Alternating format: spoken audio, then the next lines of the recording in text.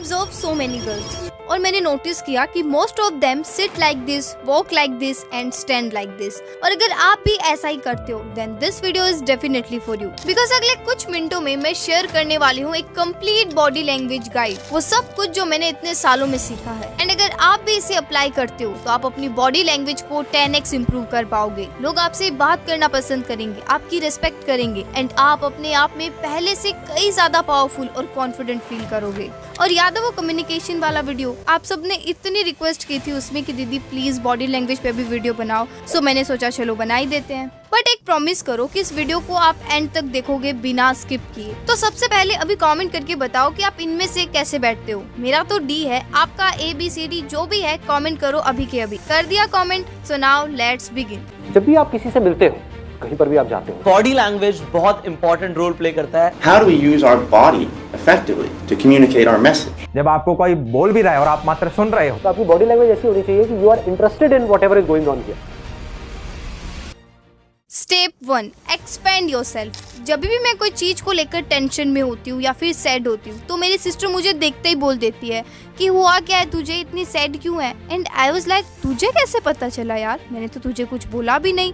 तो वो हमेशा यही बोलती है कि क्या बोलना नहीं, तुझे देख के ही पता चल रहा है। एंड इट्स ट्रू, जो हम फील करते हैं ना वो हमारी बॉडी रिफ्लेक्ट करती है। अगर आप सैड हो, इनसिक्योर हो या फिर कोई भी चीज की टेंशन कर रहे हो तो ऑटोमेटिकली आपकी बॉडी कुछ ऐसे हो जाती है। एंड मैंने ऑब्जर्व किया है कि most of the girls exactly ऐसे ही बैठी होती है, हाथ और पैर बंधे हुए, कंधे झुके हुए and almost like they are trying to hide themselves and they don't even realise कि ये पोस्चर उन्हें अंदर से और भी इनसिक्योर फील करा रहा है। साइकोलॉजिकल रिसर्च भी यही कहती है कि as the mind shape the body also shape the mind. मतलब अगर आप अपना पोस्चर एक कॉन्फिडेंट इंसान की तरह बना लो, लाइक ज्यादा स्पेस लेके बैठो, अपनी बॉडी को ओपन रखो और फेस पे एक नेचुरल स्माइल, तो आप ऑटोमेटिकली कॉन्फिडेंट फील करने लगोगे। पर दीदी मैं तो पैरों को क्रॉस करके ही बैठती हूँ, तो क्या ये क्लोज बॉडी पोस्चर है?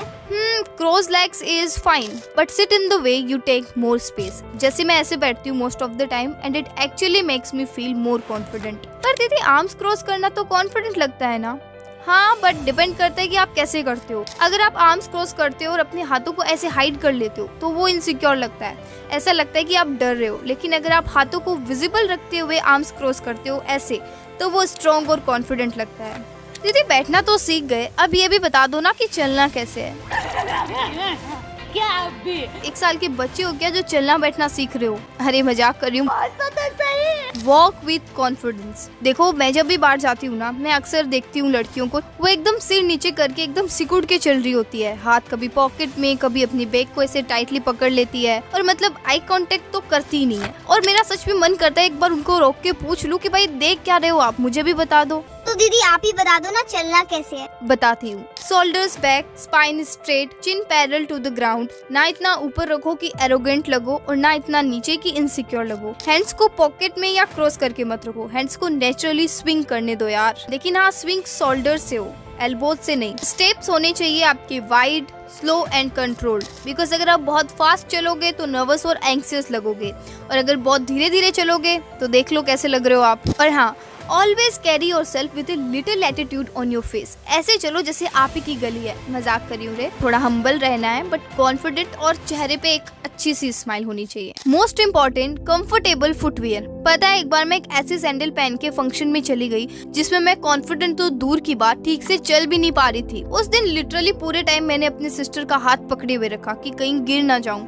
एंड उस दिन तो भाई मैंने डिसाइड कर लिया कि कुछ भी हो जाए इसे तो मैं दोबारा कभी नहीं पहनूंगी। तो चाहे आप स्नीकर्स पहनो, फ्लैट्स या सैंडल्स, कुछ भी पहनो, बस उसमें आप कॉन्फिडेंटली अपने स्वैग से चल पाओ। वो सब तो ठीक है दीदी, बट आई कांटेक्ट का क्या? वो तो वही नहीं बता ना। मैं बहुत ट्राई करती हूँ बट मुझे शर्म आती है। डोंट वरी, हमारा नेक्स्ट स्टेप ही यही है, आई कांटेक्ट। देखो मुझे पता है जब आई कांटेक्ट करने में डर लगता है ना तो आप क्या करते हो, बस फोन निकालते हो या फिर इधर उधर देखने लग जाते हो, नीचे देखने लग जाते हो। बट ये कोई सॉल्यूशन थोड़ी ना है यार, because eye contact is one of the most powerful body language skills. इसे अवॉइड करने की जगह आपको इसे प्रैक्टिस करके स्ट्रॉन्ग बनाना पड़ेगा। आप जो बोल रहे हो बहस के लिए, सुनने के लिए अच्छा है, लेकिन प्रैक्टिकल नहीं है। अरे बिल्कुल प्रैक्टिकल है। Just start with yourself. Mirror के सामने खुद की आंखों में देखो, अपने बारे में कुछ भी बोलते जाओ। मैं तो ऐसी हूँ, मैं तो वैसी हूँ, मैं ये कर सकती हूँ, मैं वो कर सकती हूँ। मतलब अपनी शक्ल देख के जो भी लाइन्स आ रही है बोलते जाओ। शुरू में सिर्फ 1-2 मिनट करो, फिर धीरे धीरे इस टाइम को बढ़ाते जाओ। या फिर सेल्फी कैमरा ऑन करो, खुद की आंखों में देखते हुए बात करो और वीडियो रिकॉर्ड करो। दीदी खुद के साथ भी नहीं हो पा रहा आई कांटेक्ट, अब बोलो क्या करें? इसका सॉल्यूशन भी है मेरे पास, बट थोड़ा सा फनी है। आप किसी की भी फोटो निकालो अपने फोन में, फैमिली, फ्रेंड, जो भी, बस उनकी आंखों में देखकर आप प्रैक्टिस करो। हाँ, थोड़ा सा अजीब लगेगा, बट सच में ये बहुत काम करता है। उसके बाद अपने मम्मी, पापा, भाई बहन या बेस्ट फ्रेंड के साथ बैठ जाओ और कॉन्शियसली आई कांटेक्ट मेंटेन करते हुए बात करो। अगर डायरेक्ट आंखों में देखने से डर लगता है तो कोई बात नहीं, उनकी आईब्रोज के बीच में देखो,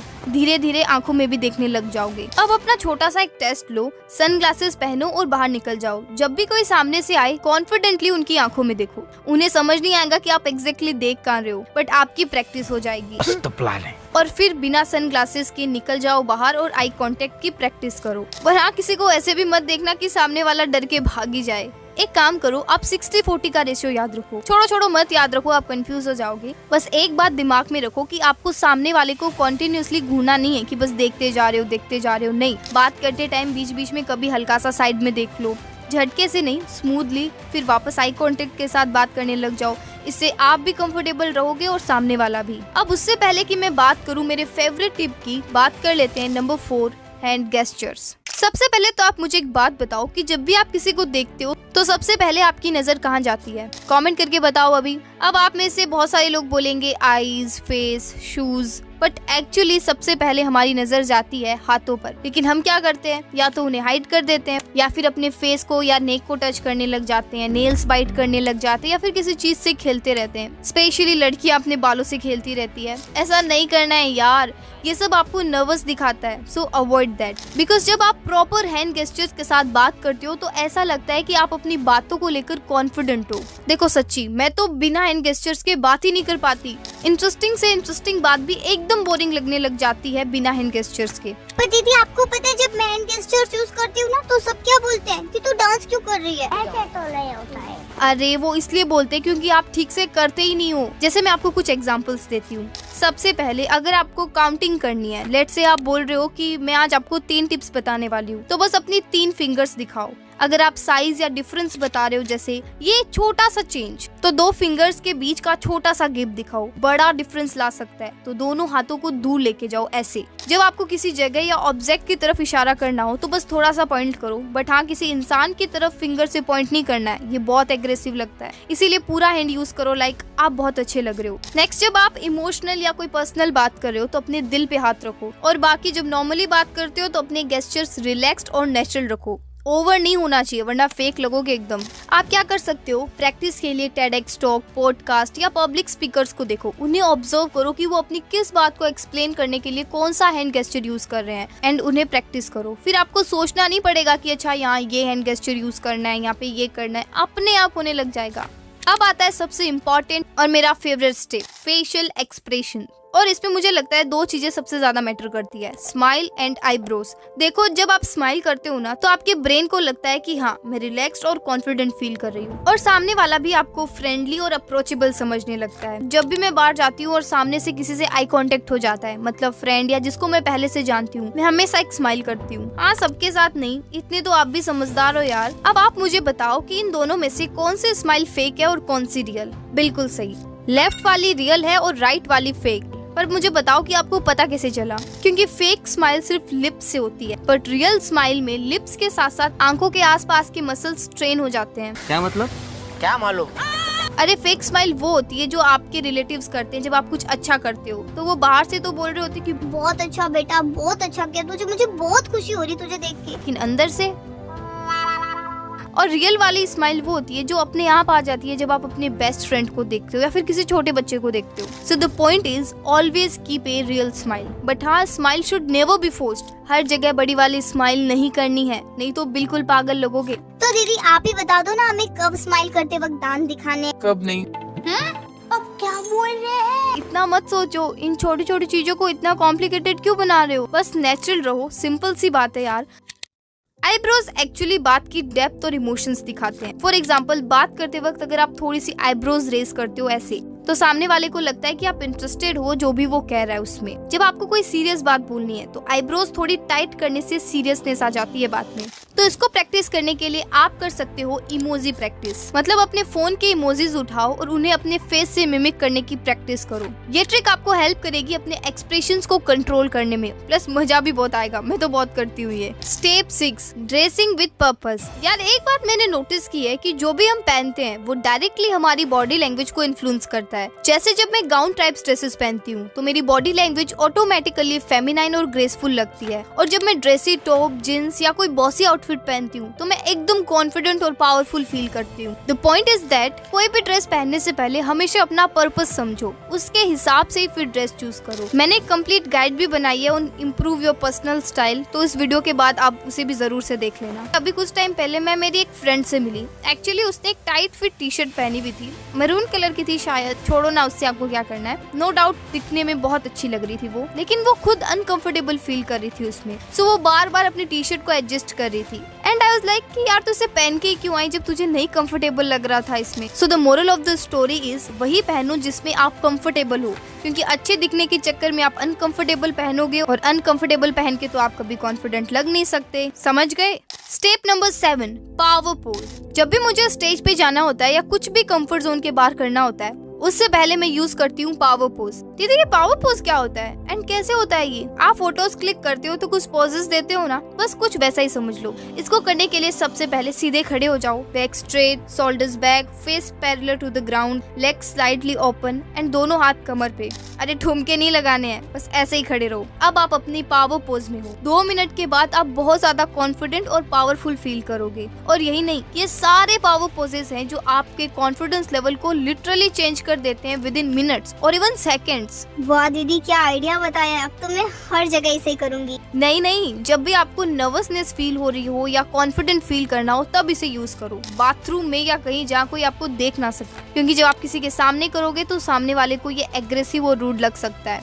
स्टेप नंबर 8, साइलेंट सेंटेंस। जब भी हमें स्टेज पे परफॉर्म करना होता है या नए लोगों से बात करनी होती है, वी आर लाइक मेरे को तो ऐसा धक धक हो रहा है यार पता नहीं क्या होगा, कुछ गड़बड़ तो नहीं होगी ना यार, बस सब कुछ एक बार परफेक्टली हो जाए। बट एक सेकंड, क्या कर रहे हो आप? ये अपने आप को परफेक्शन जैसा इम्पॉसिबल इंस्ट्रक्शन दे रहे हो, बिकॉज कभी कुछ भी परफेक्ट नहीं होता है यार। ओहो दीदी आपको नहीं पता, जब टेंशन होती है ना तब यही सब होता है। हाँ लेकिन ये सब सोचने से कुछ चेंज थोड़ी ना होता है यार। अपना पर्पस ढूंढो, अपने आप से पूछो कि मैं ये क्यों कर रही हूँ, एंड यू विल रियलाइज कि शायद आपको लोगों के बारे में जानना, उनकी प्रॉब्लम सॉल्व करना पसंद है, या आप अपने कंफर्ट जोन को चैलेंज करना चाहते हो, या शायद आप अपना टैलेंट दुनिया को दिखाना चाहते हो। और जब आप अपने आप से साइलेंटली ये कह देते हो, हाँ मैं स्टेज पे जा रही हूँ क्योंकि मैं अपना टैलेंट पूरी दुनिया को दिखाना चाहती हूँ, यू विल नोटिस कि एकदम से सब कुछ चेंज हो जाता है। अब ऐसा भी नहीं कि आपको कभी डर नहीं लगेगा, लेकिन हाँ आपको एक अलग ही लेवल का कॉन्फिडेंस आ जाएगा। लेकिन इन सब का कोई फायदा नहीं है अगर आप ये नेक्स्ट स्टेप फॉलो नहीं करते।